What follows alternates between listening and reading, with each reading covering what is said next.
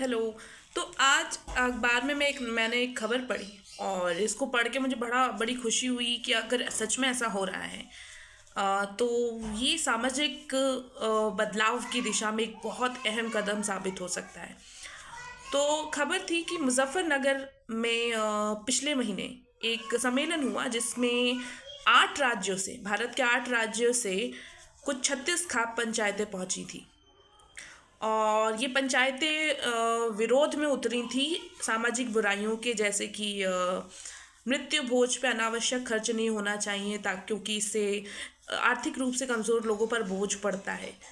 और दहेज के बिना शादी होनी चाहिए। और इसके साथ ही भ्रूण हत्या पे रोक लगनी चाहिए, यानी कोख में बच्चियों को मारने पे रोक लगनी चाहिए किसी भी हालत में। और भी बहुत मुद्दे सारे थे, जैसे कि पहली बार शायद या फिर हो सकता है कि यहाँ पे बात चल रही थी जो समलैंगिक विवाह होते हैं, सेम सेक्स मैरिज के ऊपर यहाँ पे बात उठी थी।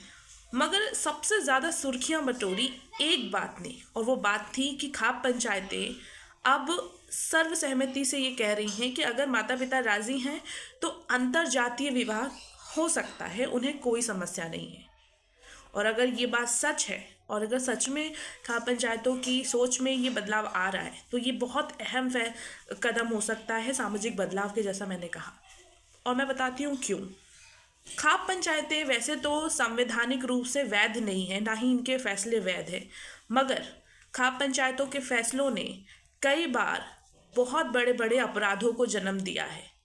ऑनर किलिंग जैसे अपराधों को जन्म दिया है। हत्या, अपने ही घर के बच्चे बच्चियों को की हत्या करने जैसी अपराधों को जन्म दिया है।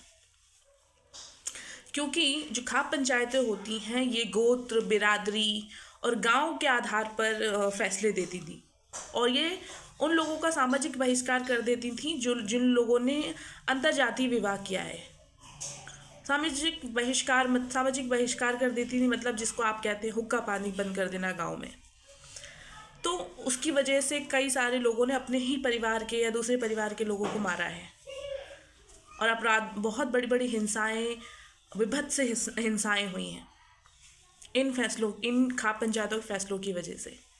तो इसीलिए मैंने कहा कि ये बहुत अहम फैसला होगा, ये बहुत अहम कदम होगा अगर खाप पंचायतें इस तरह से सोचना शुरू कर रही हैं। तो भले ये संवैधानिक नहीं है, लेकिन गांव के स्तर पे आज भी खाप पंचायतों की बहुत अहम भूमिका रहती है। गाँव की संरचना में उनके फैसलों का बहुत योगदान, बहुत बड़ी भूमिका रहती है। तो इनकी सोच में बदलाव बहुत अहम कदम है। और एक तो ये हो गया, दूसरा ये हो गया कि जो फैसले लिए जाते थे बिरादरी, गोत्र, इसके आधार पे तो लिए ही जाते थे। एक और तर्क दिया जाता था, ये कहती थी खाप पंचायतों का मानना था कि जब दो अलग जातियों के लोग शादी करते हैं तो इससे डीएनए मिक्सिंग होती है, और डीएनए मिक्सिंग की वजह से नस्लें कमज़ोर होती हैं।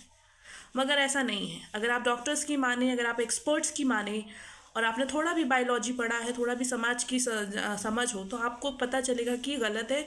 क्योंकि डॉक्टर्स कहते हैं कि DNA mixing is actually good, और इससे 2 फ़ायदे होते हैं। अब इसके डॉक्टर्स ने बताया कि आप देखिए कि जिन क्षेत्रों में, भारत के जिन क्षेत्रों में विदेशी आक्रांता आके बसे, विदेशी लोग आके बसे, वहाँ पे डीएनए मिक्सिंग हुई है। और आज देखिए, आज तक भी वहाँ के जो लोग हैं, वो जो पीढ़ियाँ हैं वो मजबूत ही हैं, शारीरिक रूप से भी और वो मानसिक रूप से भी। और साथ ही में ये भी कहते हैं एक्सपर्ट्स कि जो लोग आपस में शादियां करते हैं ज़्यादा, उनमें जेनेटिक डिजीज़ होने की, यानी अनुवांशिक रोग होने की संभावना ज़्यादा होती है। तो ये बात तो बिल्कुल गलत है। और इसका बहुत अच्छा उदाहरण एक और हो सकता है। अब देखिए कि जो भारत की गाय, बाहर विदेशों से गाय मंगाई जाती हैं ताकि उनको प्रजनन कराया जा सके, क्रॉस ब्रीडिंग करा के उनसे प्रजनन करा के उनसे बच्चे लिए जा सके ताकि और ज़्यादा दूध उत्पादित हो। तो क्रॉस ब्रीडिंग या फिर आप कह सकते हैं कि DNA mixing is actually a good thing. तो ये भी शायद हो सकता है कि उनके सोचने के फैसलों में बदलाव लाने का एक कारण रहा हो। एक और चीज़ मैंने देखी उसमें, जब मैं पढ़ रही थी तो उसमें लिखा था कि कुछ 25 से 35 साल के लोग, युवा उसमें शामिल थे, और वो ये कह रहे हैं कि हमारी शादियां नहीं हो रही है क्योंकि लोग बहुत जागरूक हो गए हैं और इस बात को लेके सजग हैं कि खाप पंचायतें कैसे फैसला देती हैं, तो हमारी शादियां नहीं हो पा रही हैं इन फैसलों की वजह से। तो शायद हो सकता है कि पुरुषों पे बात आई है और इसीलिए अपने सोच को थोड़ा सा इन्होंने बदलने का एक प्रयास किया है, जो कि बहुत अच्छा कदम है। आई रियली अप्रिशिएट, और मैं अप्रिशिएट करती हूँ उन माता पिताओं को भी जिन्होंने दूरदृष्टि रखते हुए ऐसे किसी भी व्यक्ति को नहीं चुना अपनी बच्ची के लिए, बोझ समझ के नहीं बस फेंक दिया कि बस शादी करो। तो ये बहुत अच्छा एक फ़ैसला रहा। That's all, thank you.